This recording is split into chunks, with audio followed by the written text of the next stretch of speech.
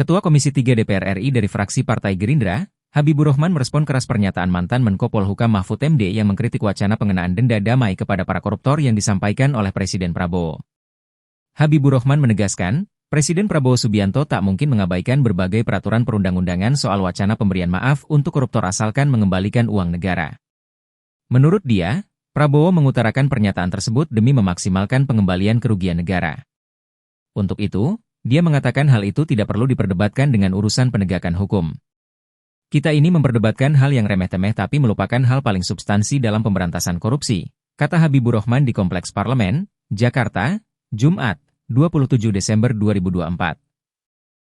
Menurut Habibur Rahman, pernyataan umum seorang pemimpin pemerintahan atau kepala negara tidak bisa dijawab dengan hal-hal prosedural seperti yang disampaikan Mahfud MD.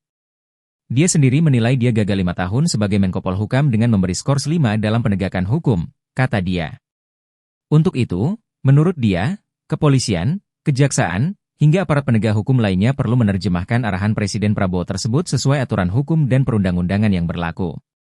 Jadi Pak Mahfud jangan menghasut bahwa Pak Prabowo mengajarkan langgar hukum dan lain sebagainya, katanya. Sebelumnya, mantan Menko Polhukam Mahfud MD mengaku tak sepakat dengan rencana pemerintahan Presiden Prabowo Subianto yang akan mengenakan denda damai kepada para koruptor.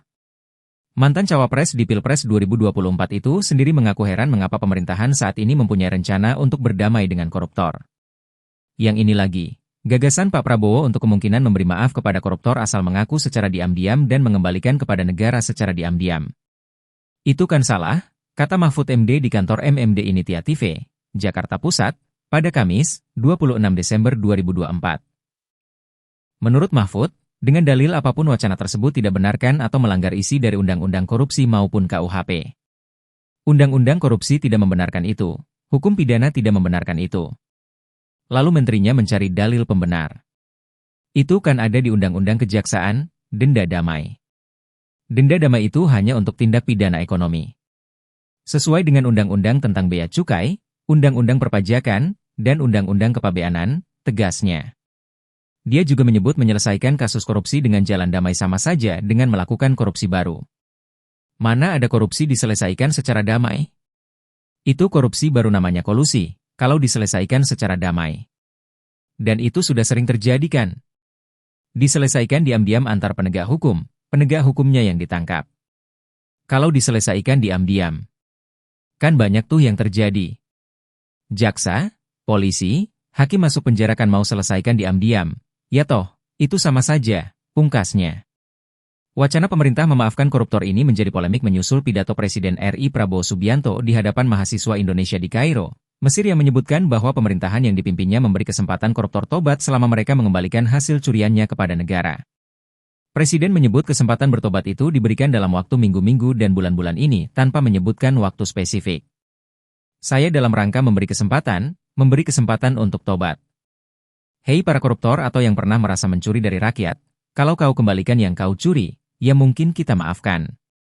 Tetapi, kembalikan dong.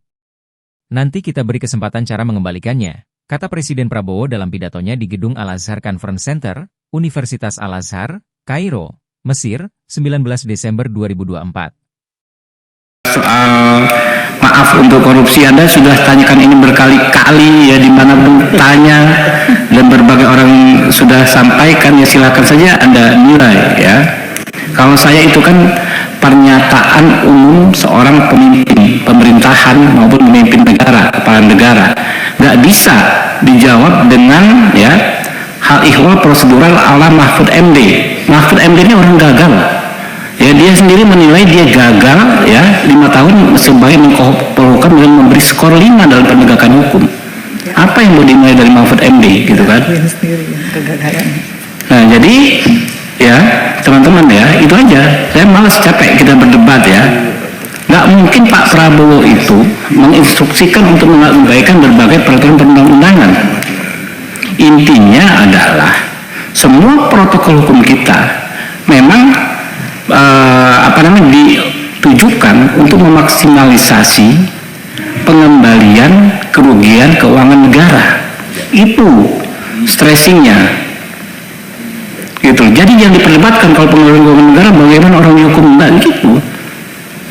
Kita ini memperdebatkan hal yang remeh-temeh, tapi melupakan hal yang paling substansi dalam pemberantasan korupsi. Tinggal saja aparatur negara, kepolisian, kejaksaan, KPK menerjemahkan arahan Pak Prabowo itu sesuai dengan hukum dan perundang-undangan yang berlaku. Jadi Pak Mahfud jangan menghasut bahwa Pak Prabowo mengajarkan melanggar hukum dan lain sebagainya, gitu loh. Oke? Terima kasih telah menyaksikan berita terkini dari sinarharapan.co.